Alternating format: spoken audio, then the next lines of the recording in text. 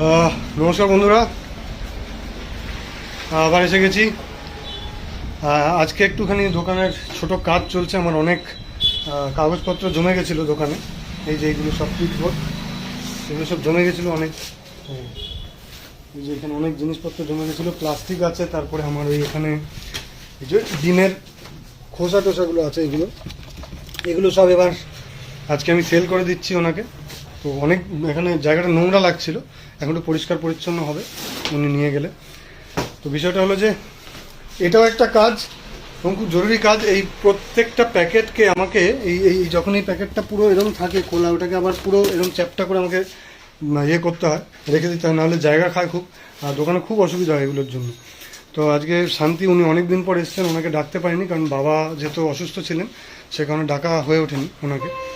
তো আজকে উনি নিয়ে গেলে একটু বাঁচি, জায়গাটা পরিষ্কার হয়। তোমাদের সাথে থাকছি সামনে, একসাথেই থাকবো। অসংখ্য ধন্যবাদ আবার বলছি যে যেভাবে ভালোবাসা দিয়ে চলেছো তোমরা। আমি তো ব্লগার নই, তাই ঠিক জানি না যে কীভাবে কন্টেন্ট বানাতে হয়, তবে এটুকুন জানি যে ভালোবাসা তোমরা আগেও দিয়েছিলে যখন আমি সিনেমায় কাজ করতাম, আর আজ যখন এই মুদি দোকানটা চালাচ্ছি তখনও একই রকম ভালোবাসা তোমরা দিচ্ছ। তো এর জন্য সকলকে অসংখ্য অসংখ্য ধন্যবাদ। তোমরা সবাই ভালো থাকবে। আর আমি একটু চাচার সাথে কাজটা সেরে নিই। উনি খুব দূর থেকে আসেন আমার জন্য, মাঝে মাঝে খোঁজ নেন। আজকে উনি এসছেন, কাজটা হয়ে যাওয়ার পরে আমি তোমাদের সাথে আবার যোগাযোগ করছি, আবার আসছি তোমাদের সাথে। সবাই ভালো থেকো।